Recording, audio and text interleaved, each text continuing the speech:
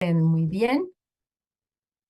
Y pues hoy vamos a finalizar ese recorrido que hemos iniciado del estudio de la obra lucana en este módulo de Hechos de los Apóstoles que esperamos ustedes hayan ido también desarrollando la parte virtual en el que iban a ver unos videos y unos podcasts respecto al Evangelio de Lucas, que hace parte del estudio completo de la obra.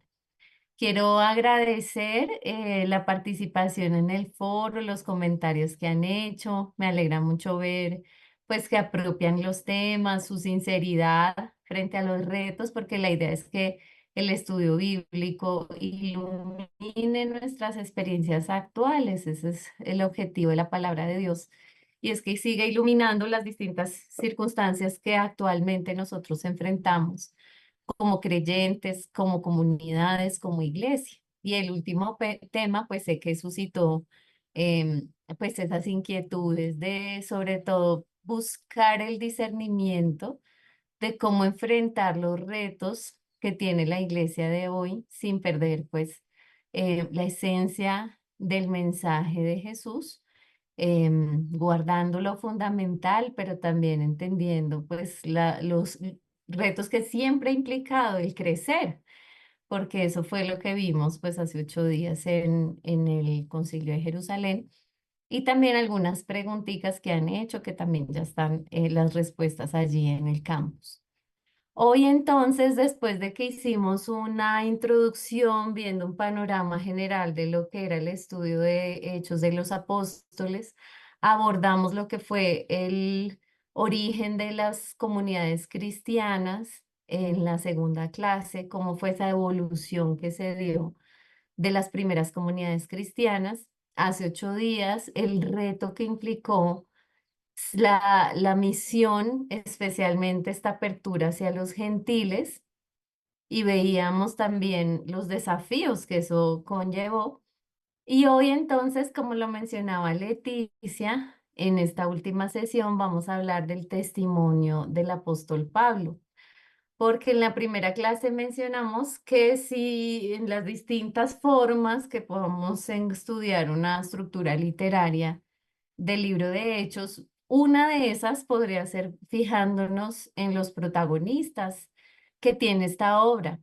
Y decíamos que la primera parte, casi hasta el capítulo 11, principalmente 12, Pedro va a ser ese protagonista que va a asumir ese rol de liderazgo y que lo vamos a ver reflejado pues en esos primeros capítulos del libro.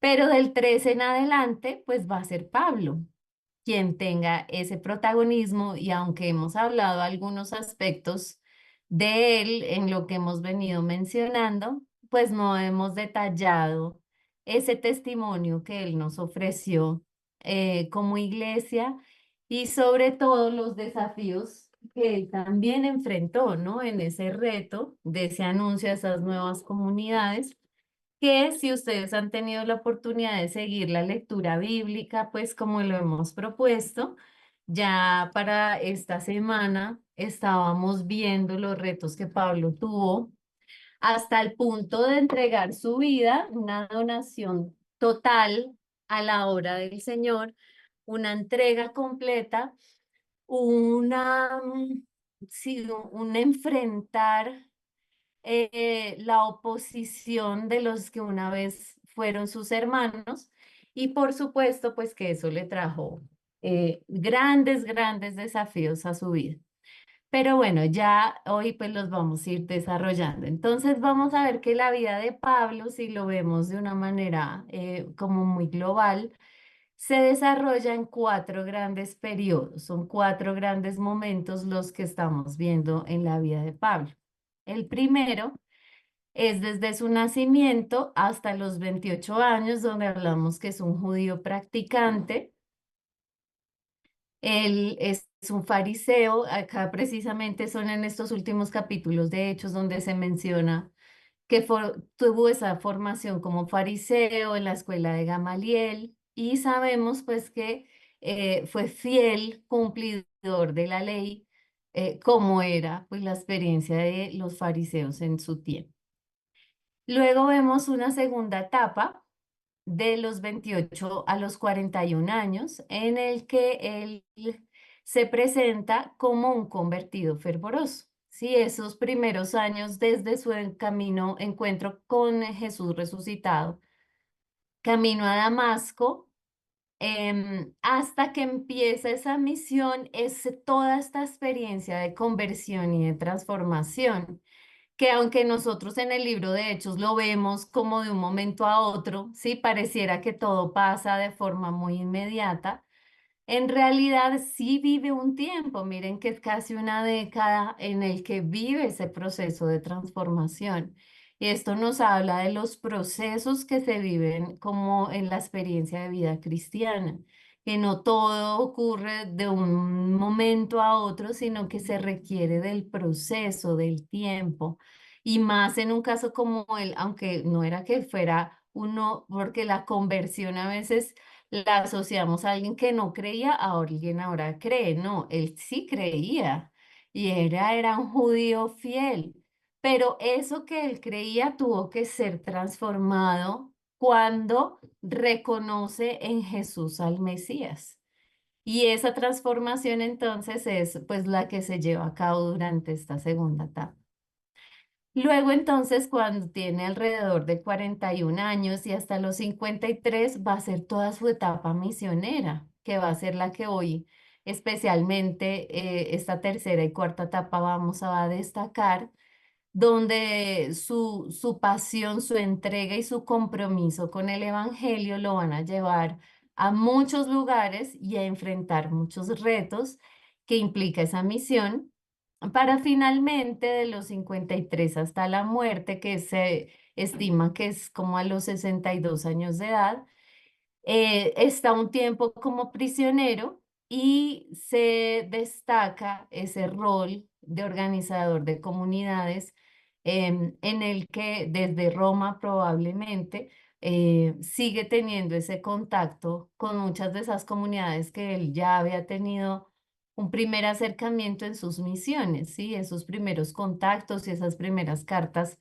que se empiezan a escribir y cómo esa termina siendo como la última etapa de la misión. O sea, la misión no fue solo ir a sembrar el mensaje, sino que la intención es la conformación de comunidades que pues siguen siendo asistidas por estos líderes que en un momento son quienes llevan esa palabra. Entonces vamos a abordar en primer lugar esa imagen de Pablo como misionero itinerante. Y pues tenemos que tener como presente que el Imperio Romano estaba habitado por más de 50 millones de personas, o sea, era un territorio amplio como el mapa que veíamos en la clase anterior.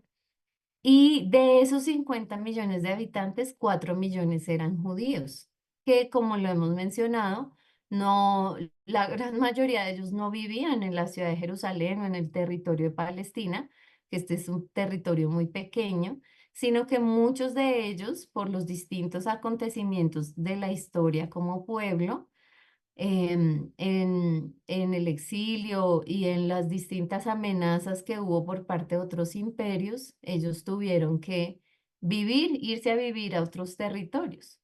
Y a esos que denominamos judíos de la diáspora, eran los que Pablo encontraba cuando iba a misionar y dice que él se iba a las sinagogas. Entonces era porque ahí ya habitaban judíos en esos territorios. Y a esos judíos era quienes él pues les anunciaba el mensaje de Jesús resucitado. Ese era un grupo grande de personas, 4 millones, a quienes pues se iba a evangelizar en principio, ¿no? Cuando su intención inicial era que fuera escuchado por los judíos y ya después, imagínense que el reto era mucho mayor cuando él entendió que su misión era también hablar a los gentiles, a quienes no habían sido previamente acogidos por el judaísmo. Entonces Pablo, en ese amor por Jesucristo, tiene ese gran afán misionero y va a fundar comunidades, a extender la iglesia para implantar ese reino de Dios. Imagínense que recorrió pues la gran mayoría de sus trayectos eran a pie, y se estima que alcanzó a recorrer a pie unos 17.000 kilómetros. Algunos de sus recorridos eran en barco, pero la gran mayoría fueron pues a pie. Y pues el libro nos cuenta de tres principalmente viajes misioneros que hizo Pablo. Esas tres misiones parten de Antioquía, una ciudad que ya hemos mencionado es muy importante, que tiene casi 60.000 habitantes, y en el contexto del Imperio Romano es la tercera más importante, ¿sí? Entonces era un lugar em, donde había presencia del imperio, donde su organización estaba, su cultura también, toda la ideología que ya en ese momento se transmitía, pues estaba muy presente en esta ciudad de Antioquía. Y pues se estima que fueron alrededor de 12 o 13 años de estos viajes, de estas correrías que él realizó por tierra, por mar, les decía, y miren cómo él mismo expresa en una de sus cartas, en la segunda carta a a los Corintios, los peligros que tuvo que enfrentar, cómo él describe en una de sus cartas su experiencia misionera y dice, hice muchos viajes, sufrí peligros en ríos, peligros por parte de ladrones, peligros por parte de mis hermanos de raza, peligros por parte de los paganos, peligros en la ciudad, peligros en el desierto, peligros en el mar, peligros por parte de falsos hermanos. 3 veces naufragué, pasé un día y una noche en alta mar. O sea, él describe con detalle esas dificultades a los que tuvo que él enfrentarse, pero nada de eso lo hizo desistir de seguir realizando esa tarea que se había propuesto, de seguir evangelizando y compartiendo pues, el mensaje de salvación en todos sus territorios. Y miren, que él llegó a grandes ciudades del imperio, Antioquía, Atenas, Corinto, Éfeso, Roma, que se caracterizaban cada una de ellas por tener pues estos estilos griegos de vivir, pensar y organizarse. Y a través de ellas pues se extendía, obviamente, la mentalidad griega o helenista. O sea, él fue a esos lugares donde era realmente un desafío cultural poder ir a hablar del mensaje de Jesús. No era lo común, no era lo esperado, el mensaje que él fue a compartir. Y más cuando el evangelio proviene de un mundo rural. Miren de dónde viene todo lo que acontece a través de Jesús, de un territorio em, pequeño, pobre, limitado en muchos de sus recursos, y en medio de esos contextos desarrolla Jesús su ministerio.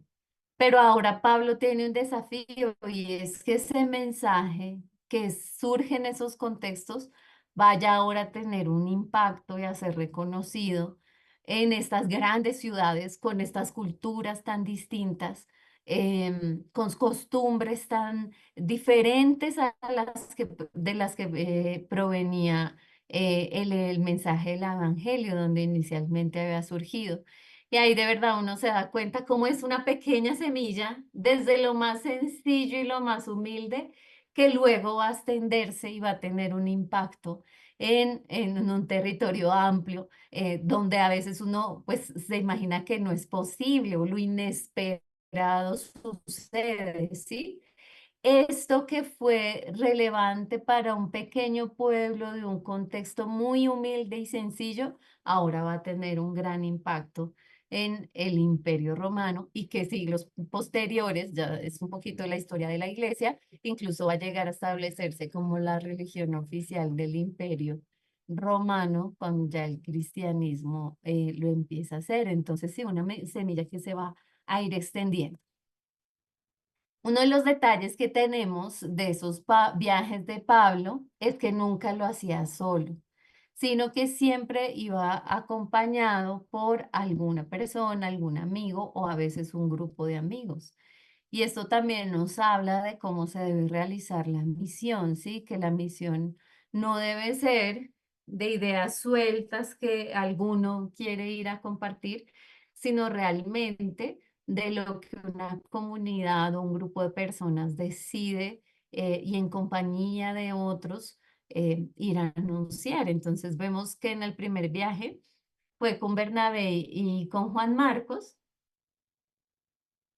Después ahí van a tener unas dificultades, pero la misión va a continuar porque en ese segundo viaje, pues con la discusión que se presenta por Juan Marcos con Bernabé, pues viaja con Silas, luego con Timoteo y también se menciona a Lucas entre los que le acompañan en esos viajes. Y dice que el tercero fueron muchos los compañeros, porque el tercer viaje tiene una particularidad y es que más que un recorrido va a ser una estancia prolongada en Éfeso y desde allí va a ir a otros lugares, pero se caracteriza es por esa estancia que él va a tener durante un tiempo en esta ciudad de Éfeso. Y miren otro de estos detalles que me estamos mencionando de esta imagen de Pablo como misionero itinerante, es que se caracteriza en estas narraciones que nos propone Hechos por la predicación, por el uso de los discursos. Y en la primera clase mencionábamos que eso es una característica de la obra lucana, pero especialmente en Hechos, donde se hace uso de la retórica, porque nos narra esos discursos que Pablo compartía en distintos momentos. Entonces vamos a ver que hay tres momentos importantes en los que él expone ese núcleo de su predicación y de su mensaje en esos viajes misioneros. Hoy vamos a intentar por lo menos acercarnos brevemente a cada uno de ellos. Uno es la disputa en Antioquía de Pisidia ante los judíos. Pues ya sabemos cuál es el conflicto que se presenta, entonces ahorita lo vamos a ahondar. Un segundo momento, miren que cambia completamente el grupo destinatario de ese mensaje o ese discurso que va a ser en el Areópago ante los filósofos griegos por allí en el capítulo 17. Y finalmente va a haber un sermón de despedida a los responsables de la iglesia de Éfeso en el capítulo 20.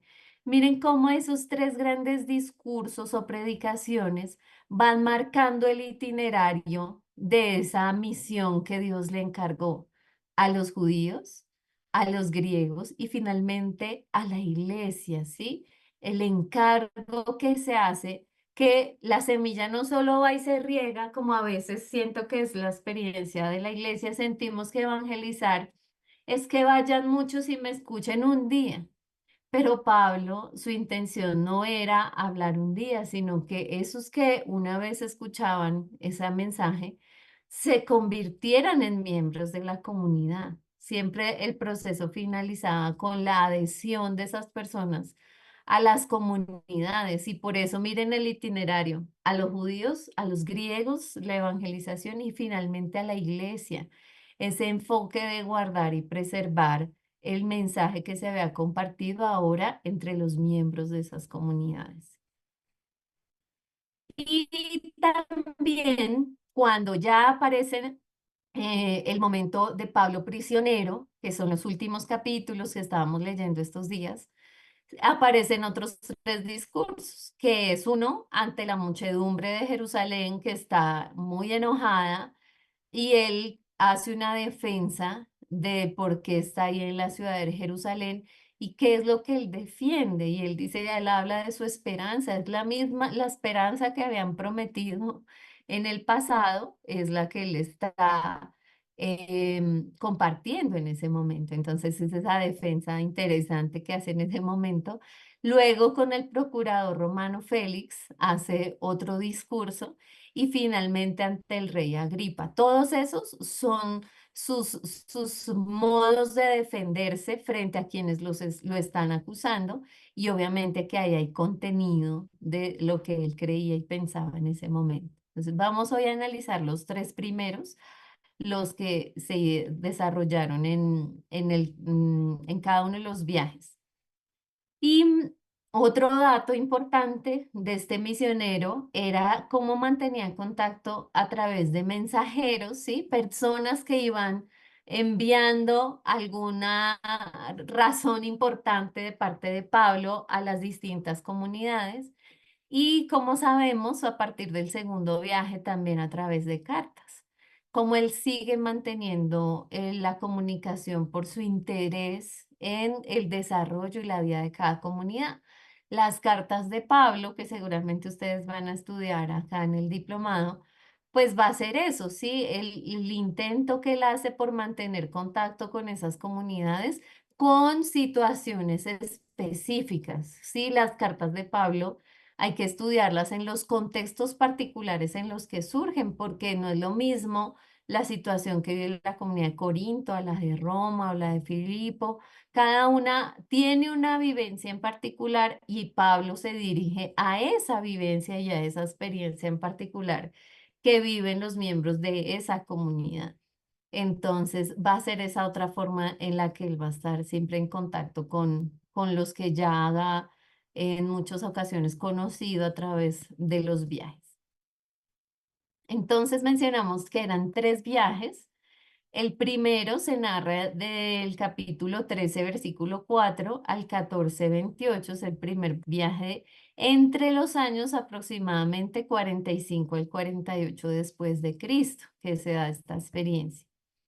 El segundo viaje misionero lo narra Hechos después del concilio del 1536 al 1822, entre los años 50 al 52 aproximadamente. Y el tercer viaje que les decía que es más una estancia en Éfeso desde donde va y visita algunas comunidades, que se narra de Hechos 18:23 al 21:26 y de los años 54 al 58. Ya entonces vamos a empezar como a detallar lo que aconteció en cada uno de esos viajes. Entonces, hablemos en este momento de ese primer viaje de Pablo en el que pues es su primer envío, lo leíamos desde esa comunidad de Antioquía, que esos que están allí se habla de profetas y maestros que hacen parte de la comunidad, nos nombra 7 personajes y de esos 7 se eligen 2 para ir y hacer el anuncio del mensaje de salvación a otros pueblos y se eligen a 2 personas que son precisamente Saulo, Pablo y Bernabé, que son los protagonistas de este primer viaje misionero.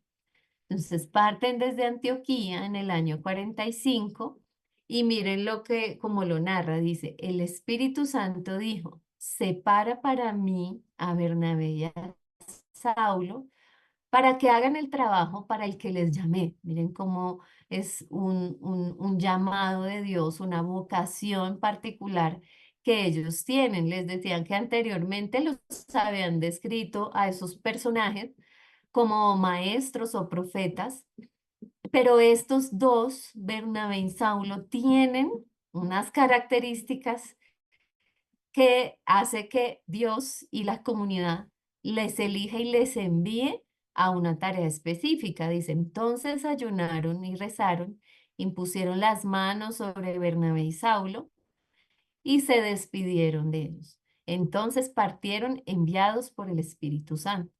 Es lo que está ahí en ellos. La comunidad lo envía y él obedece. Miren cómo ese encargo que se le hace, él lo acoge y parte con Bernabé. Esa decisión de la comunidad cambió el rumbo de la iglesia para siempre. Lo veíamos hace 8 días, cómo ese envío, ese primer contacto con los gentiles y el ver que Dios actúa bautizando a esos gentiles también en el Espíritu, pues hace que después se extienda la misión de la iglesia a todos ellos. Cambió el destino de Pablo y lo lanzó al centro de los conflictos que marcarán el resto de su vida. Pablo siempre va a tener esa confrontación con aquellos que no aceptaron. A veces algunos se niegan a aceptar y en este caso se negaron a aceptar esa tarea que Pablo estaba desarrollando con los gentiles. Entonces, un poco el recorrido, pues parte de Antioquía, de esta comunidad que ora por ellos, que los envía, y de ahí se dirige hacia Chipre, una isla, parece que de allí era Bernabé, y tienen algunos encuentros con el Imás el Mago, que también se asesora el procurador Sergio Paulo, y en estos, de todo lo que vamos a ver de los viajes, siempre él se va a ver enfrentado a la magia, a la confusión, al deseo que otros tienen por hacer lo que ellos hacen, a como la ambición de otros por hacer y tener ese impacto que él tiene. Y ese va a ser como un común que vamos a tener a lo largo de estos viajes. También después va a otra Antioquía, si ustedes ven en el mapa, Antioquía de Siria, que es donde él sale, es la que está acá a la derecha del mapa, pero hacia la izquierda hay otra región que se llama Pisidia y ahí hay otra Antioquía. Entonces, es allí a donde se dirige en ese momento. Y allí pues va a haber algunas reacciones de esos judíos, de esos gentiles. Luego va Iconio, donde él siempre tiene presente la iglesia de Jerusalén. Nunca va a olvidar como la iglesia madre, él lo tiene ahí presente. Luego va a Listra, a Derbe, donde trabaja con gentiles, ve el milagro a un pagano y los confunden con dioses. Miren, sí, siempre como ese asombro y esa comparación frente a lo que estos pueblos están acostumbrados, que son todos estos dioses de la cultura griega. Y va a ver cómo eso es lo que ellos conocen, pues con eso lo van a comparar. Y cuando regresa, intenta hacer como un recorrido visitando algunos de esos pueblos, territorios por donde él ya ha pasado. Entonces dice que pasa por Derbe, Listra, Iconio y Antioquía. Y hacen una parada en Perge y pasan por Atalía y vuelve a Antioquía de Siria. O sea, vuelve y hace todo un recorrido para regresar. Bueno, hay dos manitas levantadas, estaba Richard y ahora Carla. Entonces los escuchamos. Gracias, buenos días. Pero Antioquía, la de Siria, era la que era el cuartel de la iglesia gentil, ¿cierto? No la de... Digamos la primera, el primer lugar donde es sede de una comunidad, pues fundamental y origen del resto de esa misión que se va a hacer a los gentiles. Sí. Gracias. Ah, sí, entonces es Antioquía de Siria, la de la derecha, la que queda más cerquita. Si usted, es que acá no está en este mapita, pero hacia el sur de esa Antioquía está Jerusalén, ¿sí? Entonces es la que está más cerca de Jerusalén. La otra es Antioquía de Pisidia, que está más hacia el occidente, que es un territorio, pues, a donde fueron ellos a evangelizar. A Galacia, ¿no? Y Carla. A Galacia, decía Miss.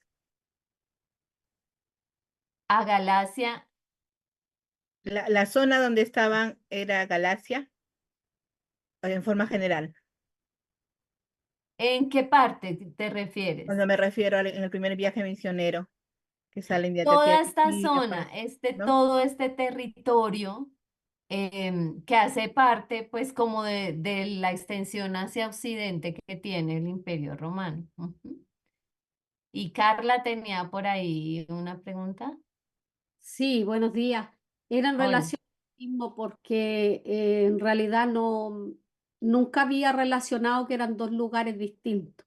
Y ahora cuando usted menciona que son dos regiones, no ciudades, entonces también me queda como esa duda todavía de qué lugar realmente estamos hablando de Antioquía de Siria, o por lo que usted menciona ahora, de Siria cerca de Jerusalén. Pero como ahora mencionaba la hermana también, estamos hablando de Antioquía de Pisidia, ¿para qué lugar cuando llegaba hacia qué localidad? Porque Es, cómo se repite el nombre Antioquía y cambia por decir solo el agregado. Entonces, es como para confundirse. No sé si me podría ayudar con eso. mira ahí el mapita. Es que, bueno, espérate a ver si en uno más grande que el anterior estaba acá. Mira, todo son distintos territorios que no sé cómo lo mencionan acá en Colombia. Nosotros tenemos ciudades, departamentos y regiones, ¿sí? O sea, los mapas políticos van de lo menor a lo mayor. Entonces, en este caso, la región donde está la Antioquía, la ciudad original, donde está esta comunidad importante, desde donde los envían. Miren que acá está Antioquía al norte, la región es la región de Siria, políticamente, ¿sí? Una extensión grande de territorio ocupa varias ciudades. Y al sur, bien al sur, si ustedes ven en este mapita, si es más claro, está Jerusalén, ¿sí? Acá está Jerusalén al sur, Antioquía quedaba mucho, de Siria quedaba mucho más cerca a Jerusalén. Ahora él se va de acá, dice, se va a Chipre y se va después a esta otra gran región, ¿sí?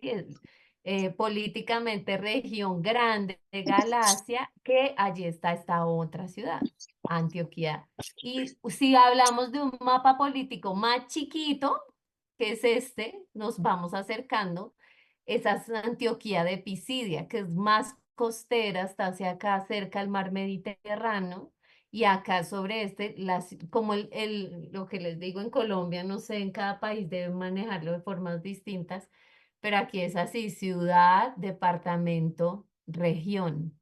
Entonces sería así acá, ¿sí? Antioquía de Pisidia y en toda esta región al norte está Galacia, ¿sí? Pero lo cerquita, la región cerquita de esta Antioquía es Pisidia.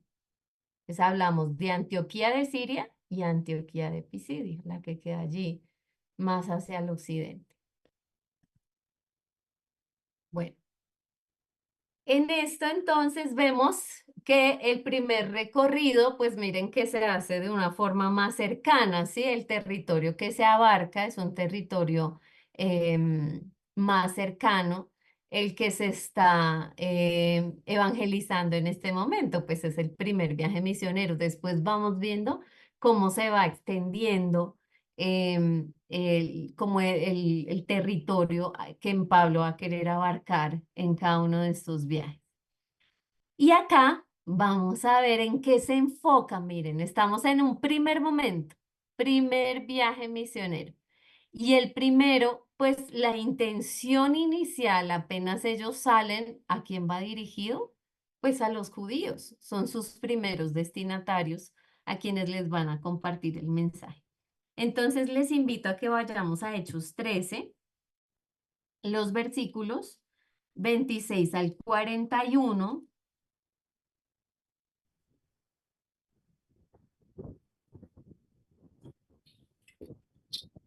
Hechos 13, 26 al 41. Y sabemos entonces esos primeros destinatarios que son los judíos a quienes Pablo les quiere dar un mensaje. Entonces, por favor, leámoslo. Alguien que por favor lo lea en voz alta y prestemos atención del contenido de esa predicación de Pablo en este primer viaje con unos destinatarios específicos que es a quienes él ha decidido hacer ese primer anuncio. ¿Quién lo lee, por favor? ¿Puedo leerlo, por favor? Gracias, Hugo. Varones, hermanos, hijos del linaje de Abraham, y los que entre vosotros teméis a Dios, a vosotros es enviada la palabra de esta salvación. Porque los habitantes de Jerusalén y sus gobernantes, no conociendo a Jesús ni a las palabras de los profetas que se leen todos los días de reposo, las cumplieron al condenarle. Y sin hallar en él causa digna de muerte, pidieron a Pilato que se le matase. Y habiendo cumplido todas las cosas que de él estaban escritas, quitándolo del madero, lo pusieron en el sepulcro. Mas Dios le levantó de los muertos, y él se apareció durante muchos días a los que habían subido juntamente con él de Galilea a Jerusalén, los cuales ahora son sus testigos ante el pueblo. Y nosotros también os anunciamos el evangelio de aquella promesa hecha a nuestros padres, la cual Dios ha cumplido a los hijos de ellos, a nosotros, resucitando a Jesús, como está escrito también en el Salmo 2, mi hijo eres tú, yo te he engendrado hoy. Y en cuanto al que le levantó de los muertos para nunca más volver a corrupción, lo dijo así, os daré las misericordias fieles de David. Por eso dice también en otro salmo, no permitirás que tu santo vea corrupción. Porque a la verdad, David, habiendo servido a su propia generación, según la voluntad de Dios, durmió y fue reunido con sus padres y vio corrupción. Mas aquel a quien Dios levantó no vio corrupción. Sabed pues esto, varones hermanos, que por medio de él se os anuncia perdón de pecados, y que de todo aquello de que por la ley de Moisés no pudisteis ser justificados, en él es justificado todo aquel que cree. Mirad pues que no venga sobre vosotros lo que está dicho en los profetas. Mirad, oh menospreciadores, y asombraos y desapareced, porque yo hago una obra en vuestros días, obra que no creeréis si alguien os la contare. Cuando salieron ellos de la sinagoga de los judíos, los gentiles les rogaron que el día siguiente de reposo les hablasen de estas cosas. Y despedida la congregación, muchos de los judíos y de los prosélitos piadosos siguieron a Pablo y a Bernabé, quienes hablándoles le persuadían que perseverasen en la gracia de Dios. Amén. Ah, muchas gracias, Hugo. ¿Qué ven allí? ¿Quién se anima a hacer una descripción cómo persuade Pablo a los judíos para que acepten el mensaje de salvación que él dice ir a proclamar? Richard. Sí, me llama mucho la atención la forma en que él utiliza las escrituras vigentes hasta ese momento del Antiguo Testamento para a través de de esas mismas escrituras referenciarles acerca de lo que estaba escrito Ujú. de nuestro Señor Jesucristo. Me parece que es la forma que, que nos ayuda a dar una visualización muy bonita al Antiguo Testamento, cómo el Antiguo Testamento nos lleva a Jesús y nos puede guiar al conocimiento de quién es Jesús y que ahora se ha revelado y se ha manifestado, tanto para aquellos que lo esperaban en su momento como para nosotros, luz a todas las naciones. Entonces, me parece que es un ejemplo que Pablo nos deja ahí muy bello de cómo presentar a Jesús desde el Antiguo Testamento. Así es. ¿Qué otra herramienta iba a usar si no era esa, sí? La misma palabra que ellos conocían para poder, como dice Richard, eso que se esperaba, Pablo lo revela como el cumplimiento que se está dando en ese momento. Dice, esa buena nueva de que la promesa que Dios hizo a los antepasados la ha cumplido en nosotros, los hijos, al resucitar a Jesús, como está escrito en los Salmos. O sea, Él les está diciendo que acepten y acojan ese mensaje. ¿Dónde te da? Precisamente en esta ciudad que estamos ahora reconociendo que es Antioquía de Pisidia, la que está hacia el occidente. El occidente. Él ha salido de Antioquía de Siria y se fue para estos lugares a hacer ese anuncio. Los destinatarios de su mensaje, pues son esos hermanos. Y miren cómo les dice, hermanos hijos de la raza de Abraham. O sea, como acogiendo y identificándose con ellos, ¿sí? No son ustedes los judíos, sino hermano mío, o sea, tú eres mi hermano. Creemos en lo mismo, somos hijos de Abraham.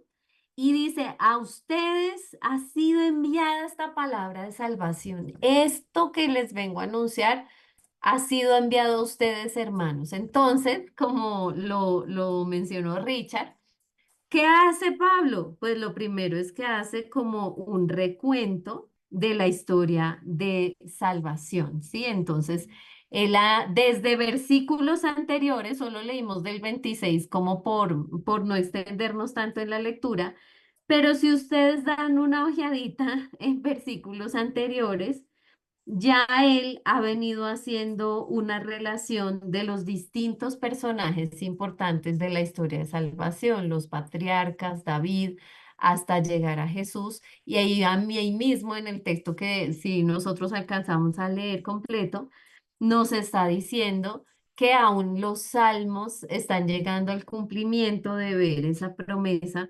de la salvación a través de Jesús y en este tema fundamental que es la resurrección, porque lo que hace novedoso y reconocimiento de Jesús como Mesías es la experiencia de resurrección.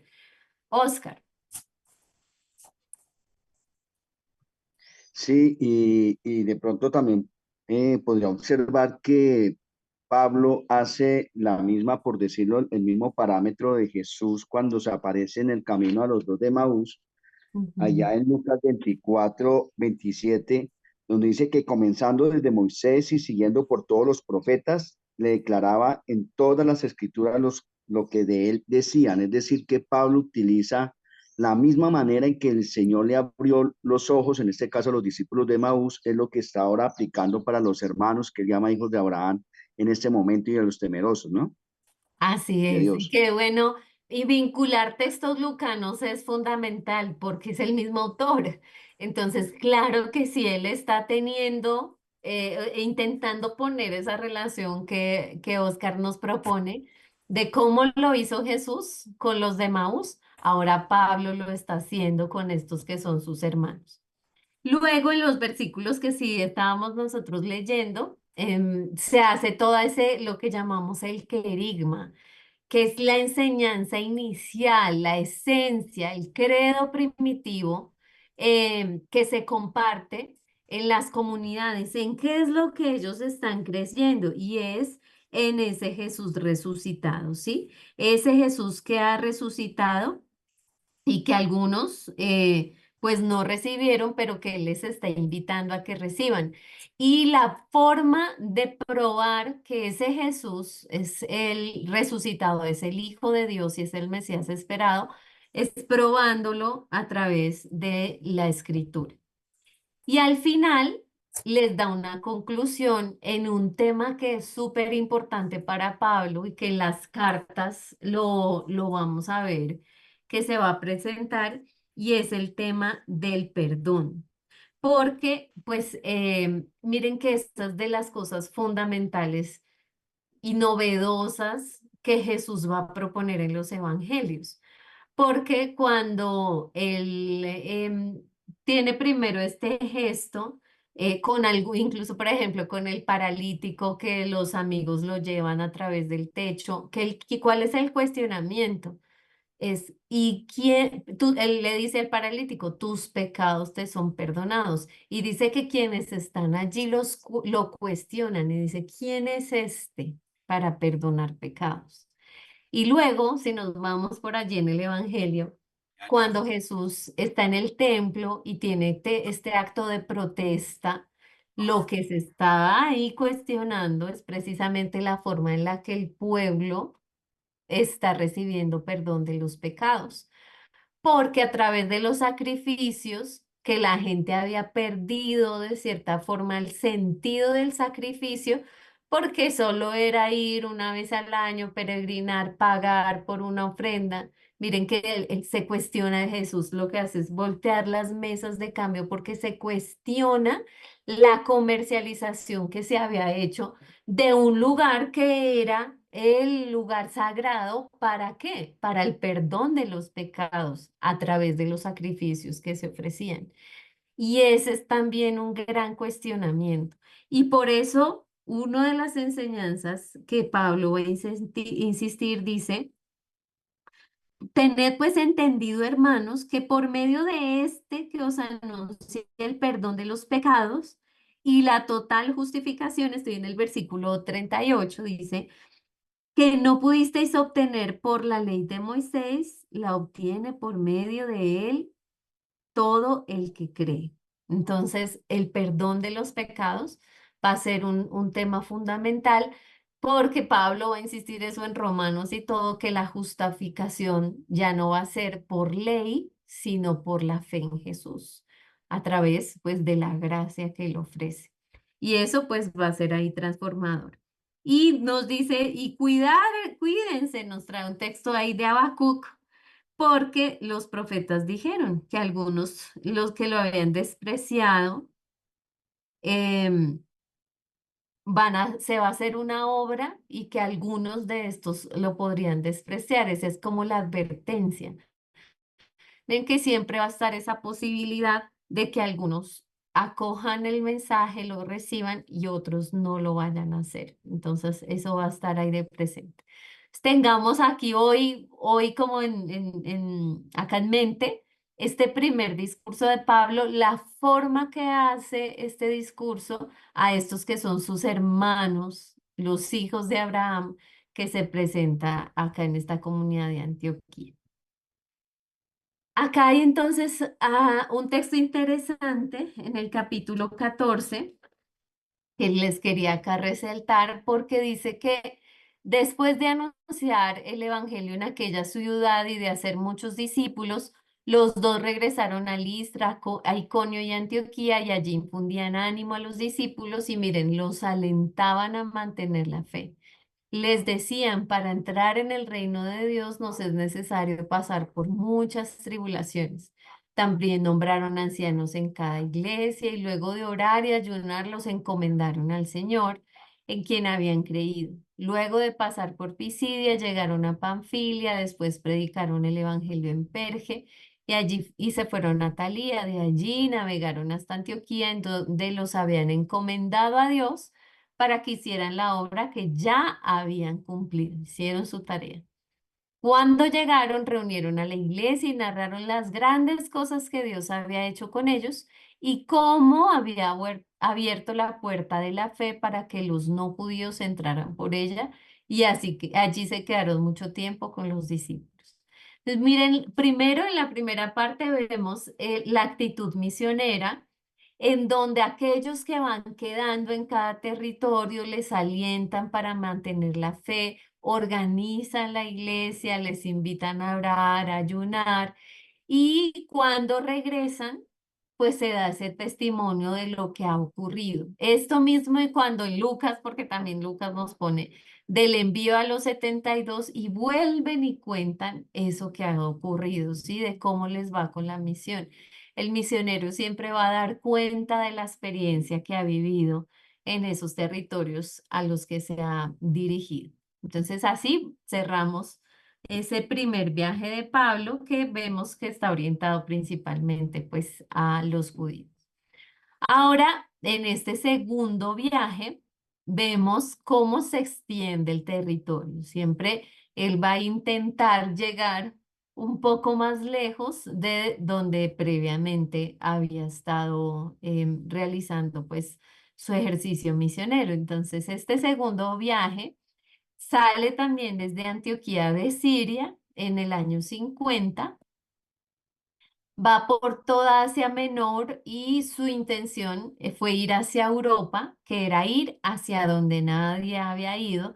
Incluso están estos textos donde pareciera que él va hacia un lado, pero el espíritu no le deja y dice que lo quiere llevar hacia otro y él le empieza a discernir, entonces pues que esa misión es extenderse hacia el lado europeo. Decíamos que lo narran los capítulos 15:36 al 18:22 en Hechos. Y ahí en 15:36 al 41 nos cuenta de esa separación que hay con Bernabé por causa de Juan Marcos, a quien Pablo no quiso llevar. Y como consecuencia de esa división, entonces se organizan dos misiones. Bernabé se va con Juan Marcos hacia Chipre y Pablo se va con Silas en este segundo viaje misionero. Y después en 16 aparece también Timoteo que los acompaña en la misión, una visión de Pablo que está en el 16 del 6 al 10, que es donde les menciono esa invitación a ir hacia esos territorios.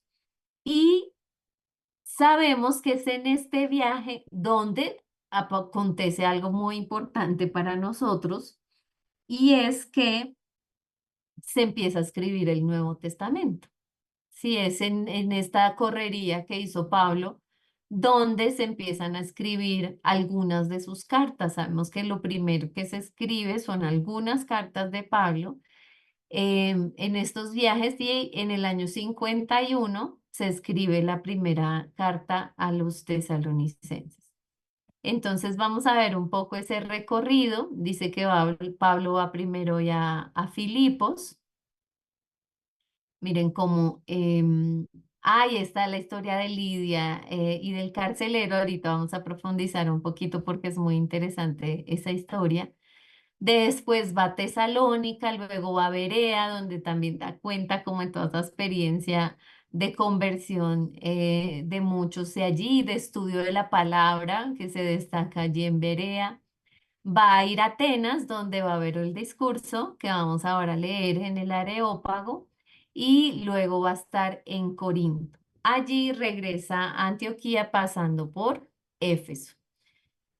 Entonces, veamos aquí un detalle que me parece muy interesante de este segundo viaje y es lo que ocurre con Lidia.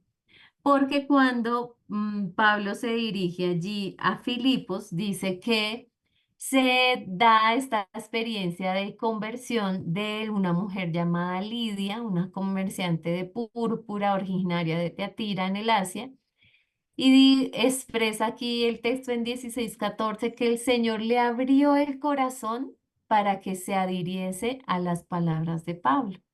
Y ella se bautizó y de una vez los invitó a quedarse en su casa. Y dice, dice el texto, y nos obligó a ir, o sea, fue tan insistente que realmente pues ellos se dirigen hacia ese lugar. Pasa algo interesante y es que en Filipos no había sinagoga. Sí, no siempre en todas estas ciudades existía sinagoga.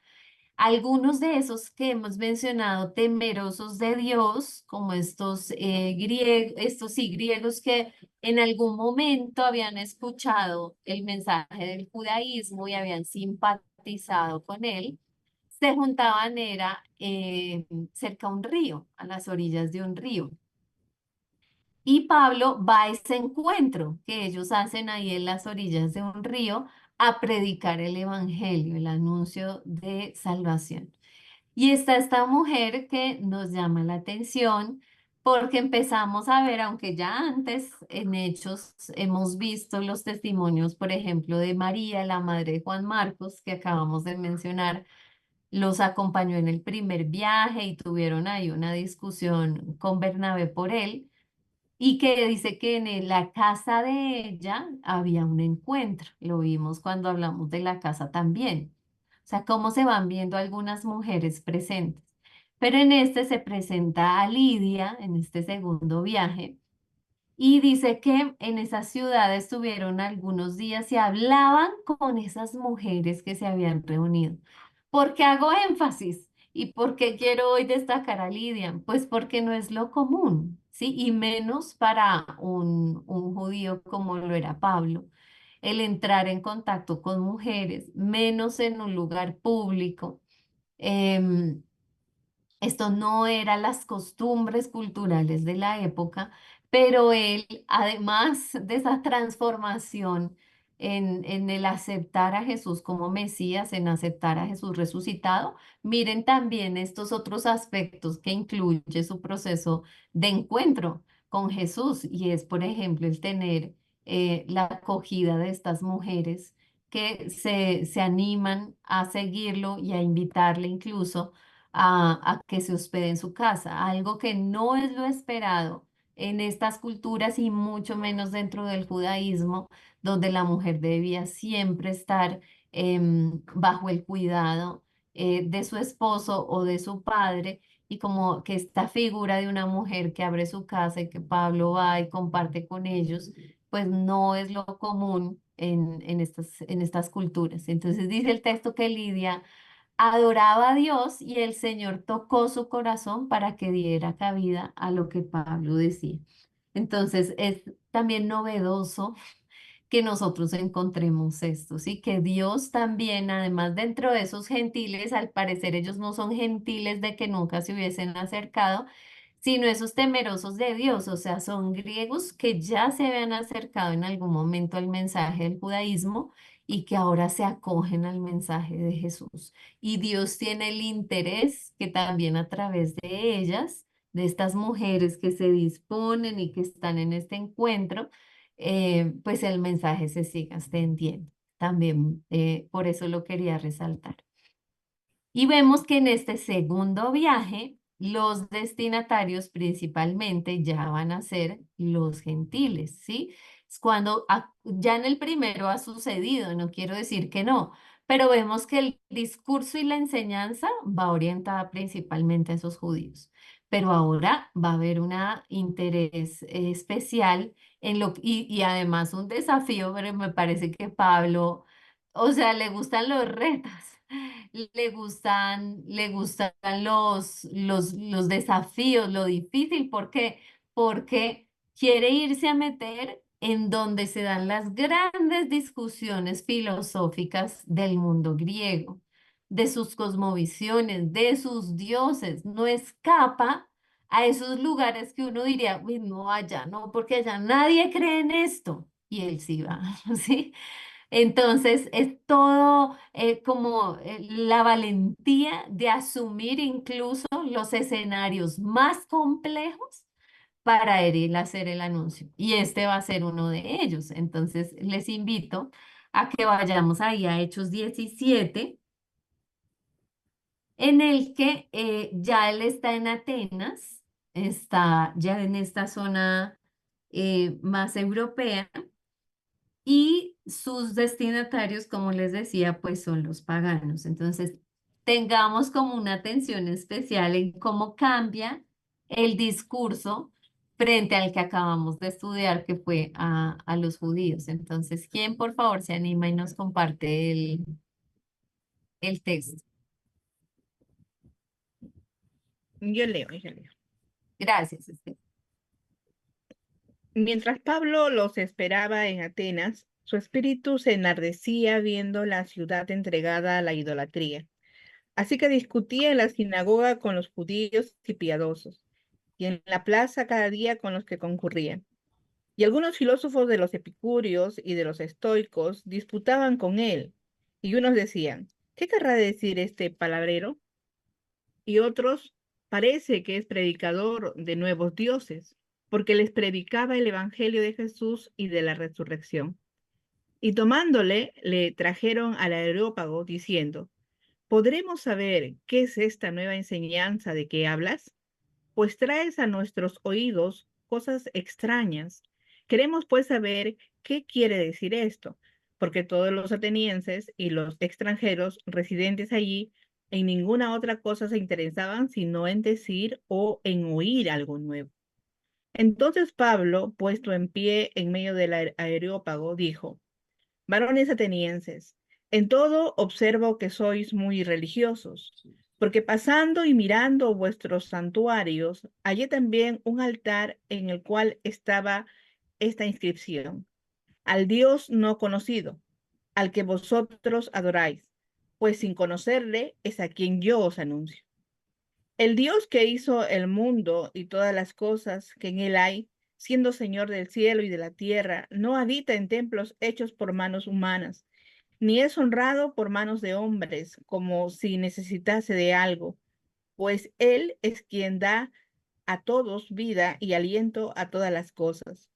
Y de una sangre, de hecho, todo linaje de los hombres, para que habiten sobre la faz de la tierra, y les ha prefijado el orden de los tiempos y los límites de su habitación, para que busquen a Dios, si en alguna manera, palpando, puedan hallarle, aunque ciertamente no está lejos de cada uno de nosotros, pues porque en él vivimos y nos movemos y somos, como algunos de vuestros propios poetas también han dicho, porque linaje suyo somos. Siendo pues del linaje de Dios, no debemos pensar que la divinidad sea semejante a oro o plata o piedra, escultura de arte y de imaginación de hombres. Pero Dios, habiendo pasado por alto los tiempos de esta ignorancia, ahora manda a todos los hombres en todo lugar que se arrepientan, por cuanto ha establecido un día en el cual juzgará al mundo con justicia, por aquel varón a quien designó, dando fe a todos con haberle levantado de los muertos. Pero cuando oyeron lo de la resurrección de los muertos, unos se burlaban y otros decían, Ya te oiremos acerca de esto otra vez. Y así Pablo salió de en medio de ellos, mas algunos creyeron, juntándose con él, entre los cuales estaba Dionisio, el Areopagita, una mujer llamada Dámaris y otros con ellos. Muy bien, muchas gracias. ¿Qué ven? ¿Qué notan de diferente frente al discurso anterior en el primer viaje misionero? ¿Qué elementos destacan de este segundo discurso que leemos en Pablo? Sí, sí, profesora. Me gusta aquí como la sabiduría, la audacia que tiene el apóstol Pablo a llamar un tema en particular y desde ese punto parte con su discurso, con la predicación, usando de un lugar que dice al Dios no conocido. Entonces hace esa conexión del interés de ellos en la parte religiosa y le explica, usando desde el principio de la creación prácticamente que hizo los cielos y la tierra, la creencia de ese Dios. Luego también, ya no como el discurso anterior que usa de las escrituras, sino que aquí usa de los escritos de los poetas, hace referencia a ellos también.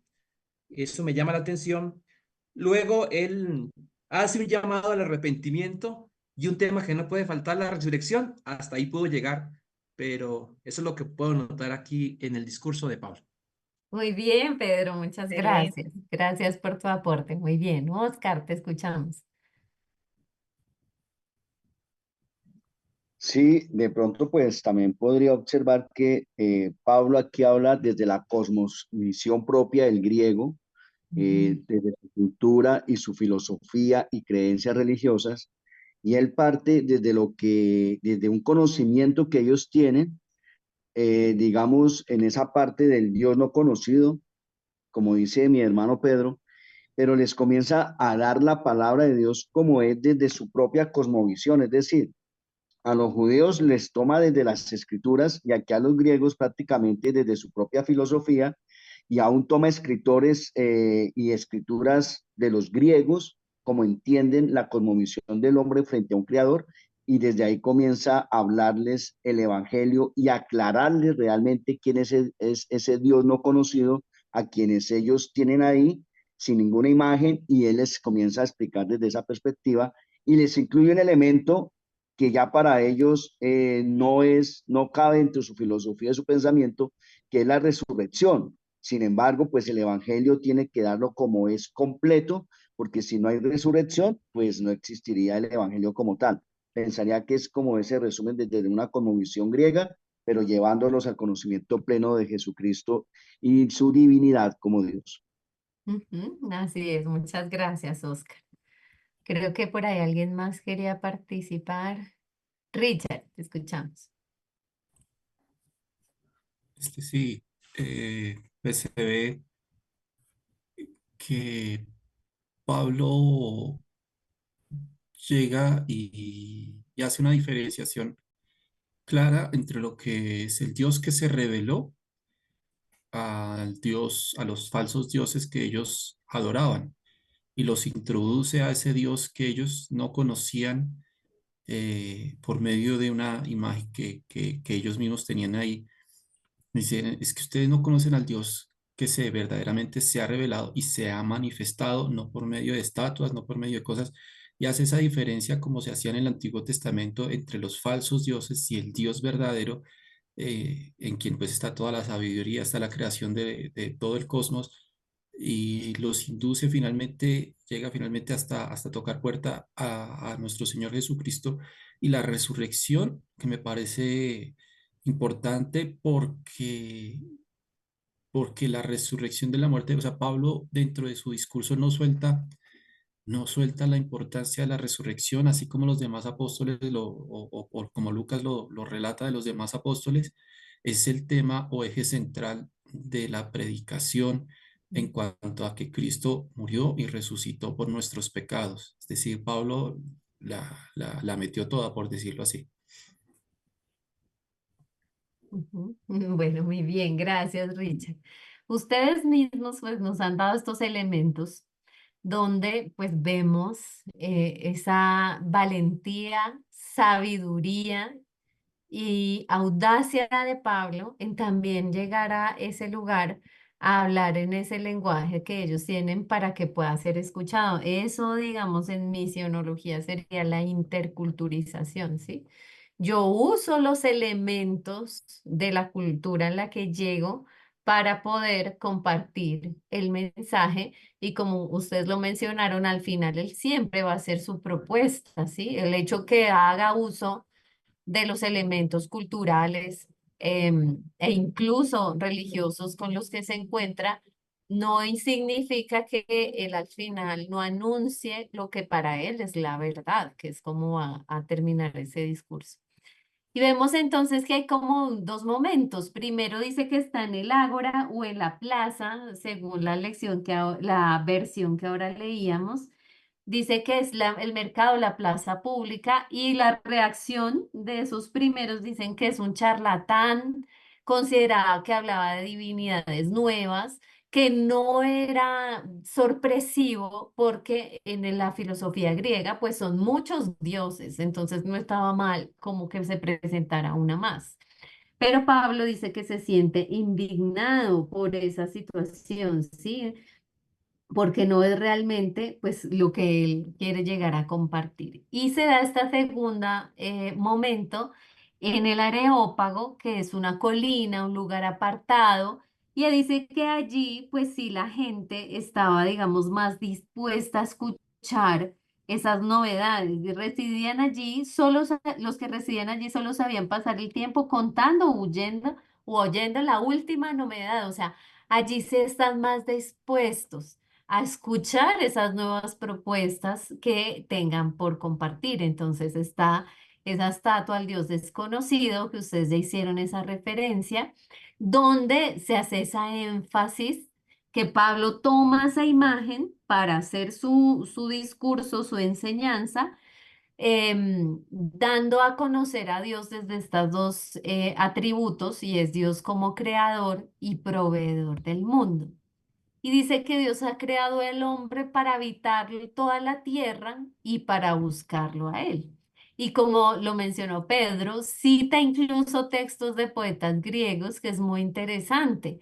Ahí sí podemos decir que Pablo es judío con los judíos y gentil con los gentiles, pero porque logra hablar su lenguaje de tal manera que no se genere de inmediato un rechazo por el mensaje que él está compartiendo, sino que entendiendo la forma en la que ellos hacen sus reflexiones, pues utiliza estos mismos elementos para compartir su enseñanza.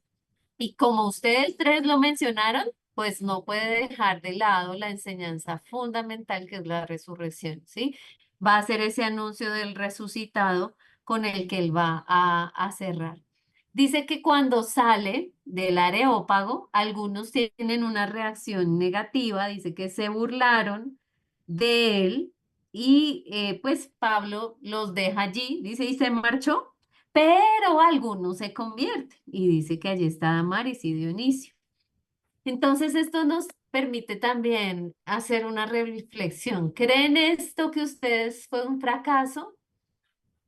Estas experiencias de Pablo en Atenas, con el desafío que implica ir a una ciudad que es el centro de cultura filosófica en unas posturas tan distintas a las que él tiene, ¿consideran que haber hecho esa misión ahí fue un fracaso? ¿Sí o no? No, no, definitivamente no. Para nada. Porque a veces en la parte práctica uno puede hablar del Evangelio de Jesús a 5.000 personas y nadie se convierte, pero ya dejó la semilla instalada, ¿no? Es como la parábola del sembrador y la semilla, ¿no? Entonces, dejemos que el Espíritu Santo trabaje, ¿no? ¿Quién murió por ellos? ¿Nosotros o Cristo? Dejemos al dueño de todo que trabaje, ¿no? No nos afanemos. Y yo creo que Pablo entendía bien ese mensaje fideligno, ¿no? Dejar que Dios haga lo que tiene que hacer. Eso, Ujú. eso es. Muy bien, gracias Eduardo. Creo que la mayoría hicieron expresiones de que no fue un fracaso, ¿cierto? Y que ese aparente fracaso en el que muchos se burlan, porque miren que al salir del Ágora y del Areópago está esa burla en el que sí, no se acepta, pero pareciera que eso hace parte del ejercicio de la evangelización. ¿Abandonó después del fracaso? Pues nosotros ya conocemos el resto de la historia y sabemos que no, que el hecho de que algunos se burlen, que no lo acepten, que el mensaje no se ha acogido, no significa que él desistiera de continuar, sino que predicación y, miren, la libertad de la respuesta hacen parte del plan de Dios. Así se conviertan pocos, porque no es un mensaje para ser impuesto, ¿sí? No es, ahí dice Eimer, Dionisio y Damares son prueba de que no. Así es, ¿sí? Si fuera impuesto, no sería verdaderamente amor, porque el amor que Dios nos ofrece implica también la libertad. No puede ser de forma impuesta o obligada. Entonces, lo que se hace es ese anuncio a través de la predicación y que nosotros, así como Pablo, asumamos la libertad en la respuesta. Sí, sabemos que a veces la respuesta va a ser negativa porque la forma en la que Dios ama es con libertad. Dios ama libremente y en esa libertad el mensaje se anuncia, aunque a veces pues no sea acogido. Y la iglesia, como lo decía ahora Eduardo, siempre hace el esfuerzo de sembrar, ¿sí? La iglesia siempre esfuerzo de sembrar. Esa es la, como la tarea, el encargo que se ha hecho. Y pues algunos en la libertad en la que Dios nos ama, pues asumirán acoger el mensaje y otros pues no lo harán. Y ahí hay una frase maravillosa que sé que nosotros muchas veces acogemos y es esa afirmación de la totalidad, de la soberanía de Dios en la que se expresa porque en él vivimos, nos movemos y existimos. ¿Sí? Esa soberanía que creo que era lo que Eduardo decía, hay que dejarlo, ¿sí? Como abandonarse en él, en el que él es soberano y en su soberanía podemos hacer esa afirmación de cómo vivimos nosotros. En él vivimos, nos movemos y existimos. Bueno, muy bien. Y ahora entonces nos vamos a ese tercer viaje de Pablo, en el que va a visitar algunos de estos territorios, pero este viaje que se desarrolla en el año ya 54 después de Cristo, que se narra capítulo 18 23 al 19 20.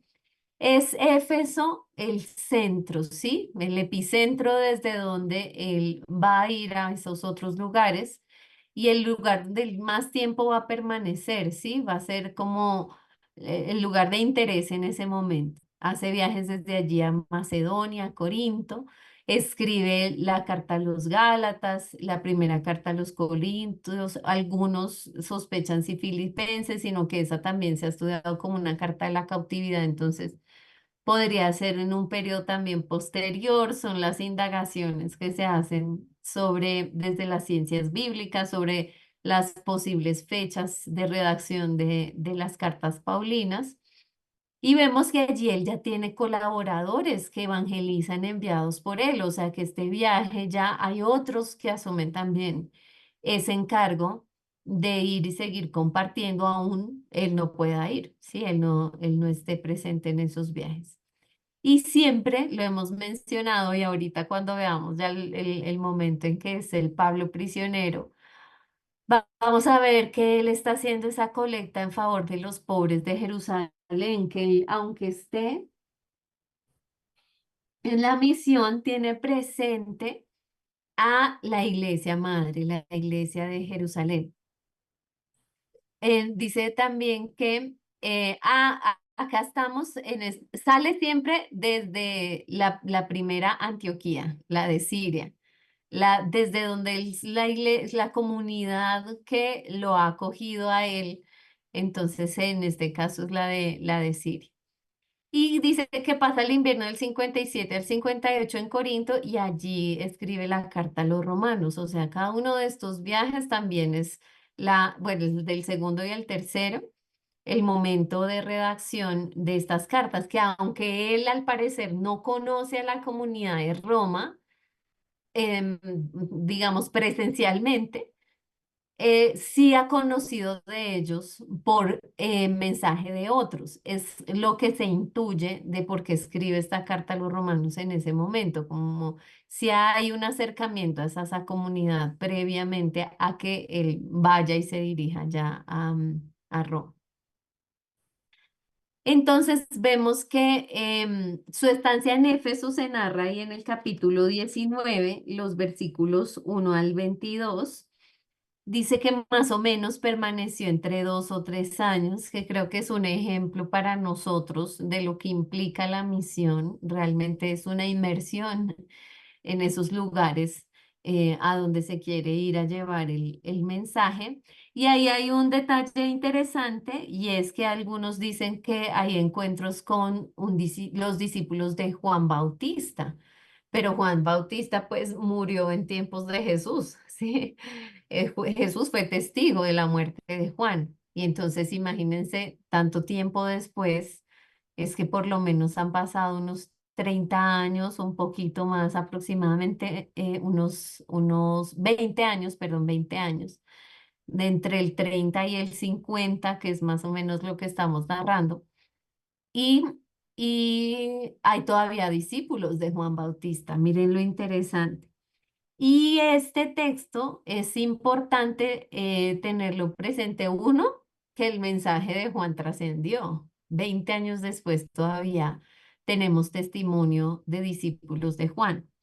Pero que también aquí se hace la claridad de el bautismo de Juan, que está orientado principalmente a la conversión y al arrepentimiento, como lo vemos en los textos de los evangelios.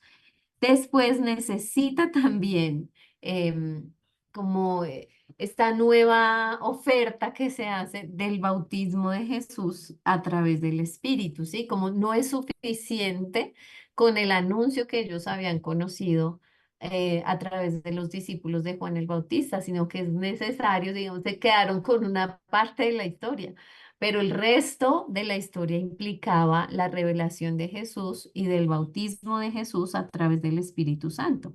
Entonces, vemos que eso había acontecido, que algunos, y eso al parecer estaba ocurriendo en esa comunidad lucana a la que se dirigen estos textos.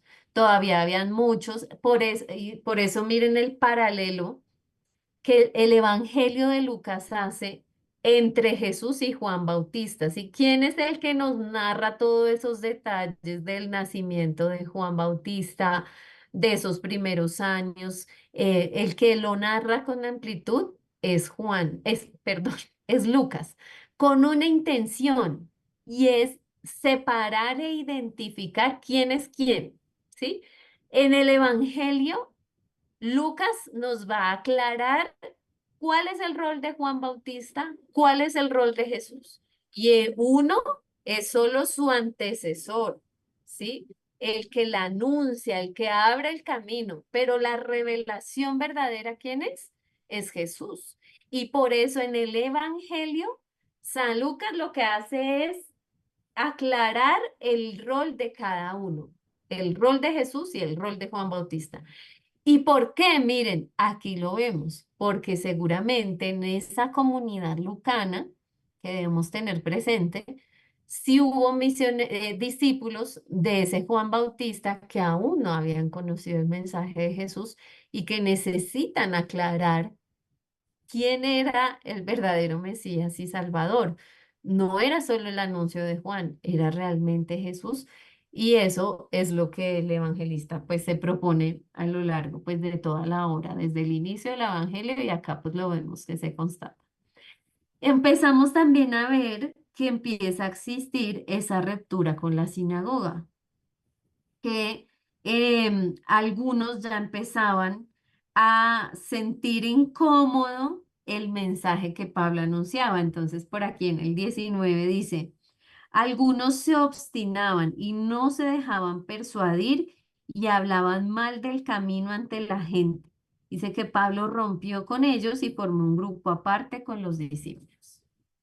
Vemos ahí en los versículos 8, 9 del capítulo 19 que empieza a existir esa ruptura, que ya algunos no toleran esa acogida del mensaje de Pablo y miren cómo pues empiezan ya a hablar mal de él y se crea pues la división.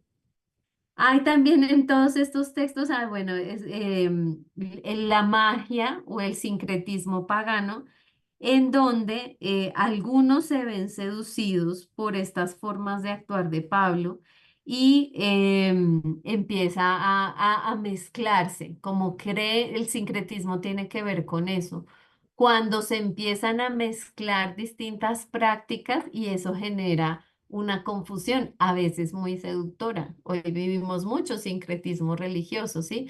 Porque entonces le pongo algo de, sí, no sé, religiones de Oriente, pero le muestro que también Jesús y ciertas prácticas, y entonces la gente se empieza a seducir porque creen que como hablan de Jesús, pues es cristiano, ¿sí? O tiene que ver con el mensaje bíblico del Evangelio y no necesariamente es así. Estas mezclas que se hacen, pues a veces tienen varias consecuencias. Y hay un versículo que debemos resaltar, que de nuevo, como ahorita hacían el vínculo con Emaús, que es muy importante ver cómo el Evangelio nos pone esas citas que van a estar ahí acompañando de lado y lado.